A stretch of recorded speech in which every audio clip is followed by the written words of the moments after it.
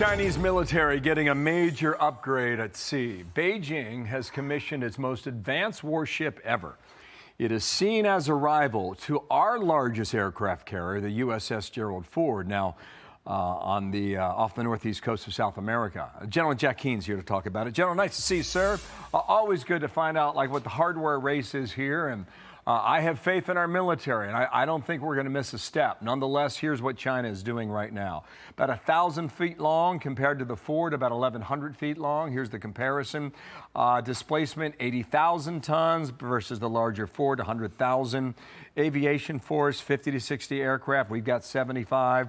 The range is 10,000 nautical miles. The Ford is unlimited because the Ford is nuclear powered. It has to dock like every 20 or 25 years, if that. General, how do you see the competition? Well, certainly we have a qualitative advantage here, and obviously we have 11 of these, and they have 3 of them. But what is China really up to here? Certainly, what they want to do is dominate military in the Indo-Pacific region, and they do have a decisive military advantage there, to be quite frank about it.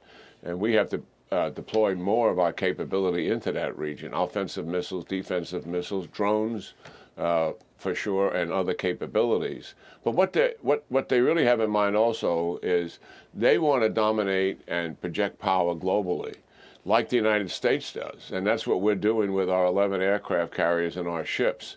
And there's 2 ways you project combat power outside of your country. One is maritime at sea, and the other is on land. Well, the United States has somewhere in the neighborhood of 500 plus military facilities outside of the United States. 63 of them are persistent facilities that have troops, airplanes, and maritime ships at it.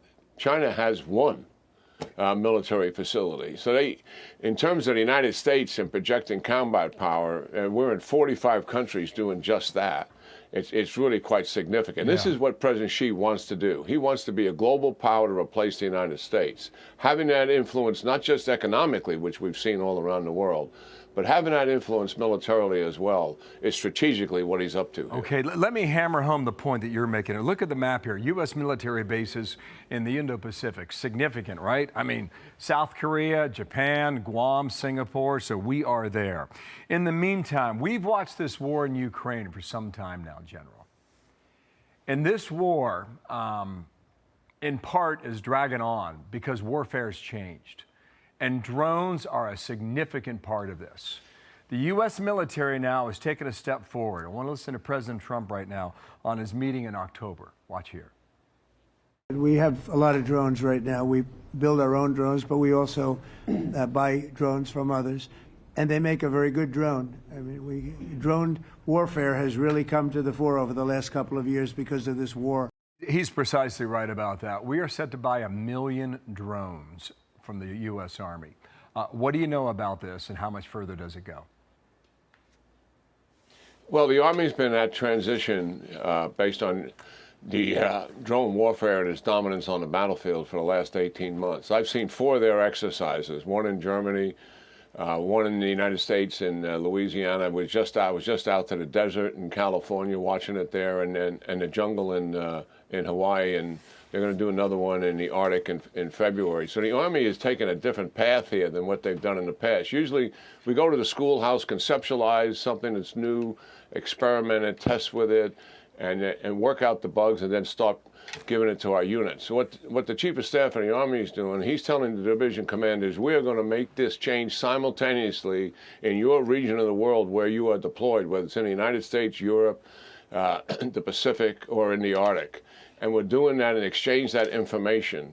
And I've never seen anything quite like it. And as I've said, I've seen 4 of these exercises. What has happened here is drones dominate the battlefield, as you indicated, and it's resulted in positional warfare. What you get is persistent surveillance from drones. In other words, they can see a soldier, kill him. They can see an artillery piece, kill it. See a command post, kill it. See a formation, kill it. Why? Because very responsive rockets, missiles, artillery, bombs, precision fires follow that persistent surveillance. What the Army is trying to do, and that has resulted in positional warfare. we've talked about it here, trench warfare like we saw in World War I. The Russians and Ukrainians cannot maneuver their systems effectively, so they infiltrate against each other at night. What the Army is working with to break that mold, the Army fights in layers, like the Marine Corps does, not at just division level, but at corps level and JTF level, beyond the battalion and brigade.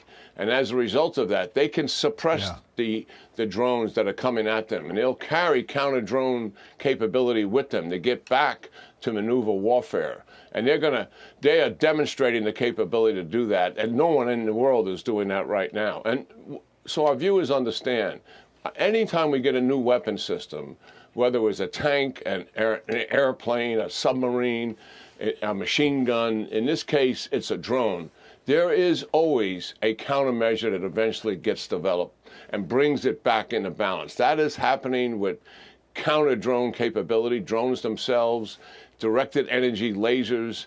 What we're going to have, every vehicle eventually that's moving on the battlefield towards the enemy, at some point will have a counter-drone capability on it to be able to defend itself. The whole formation will kind of move in a bubble, so to speak, to protect itself from that. We're not there yet, but that's the path that we're on. Wow, that's great stuff. You know it too. Wow. General, thank you so much. I'm Steve Doocy. I'm Brian Kilmeade. And I'm Ainsley Earhart. And click here to subscribe to the Fox News YouTube page to catch our hottest interviews and most compelling analysis.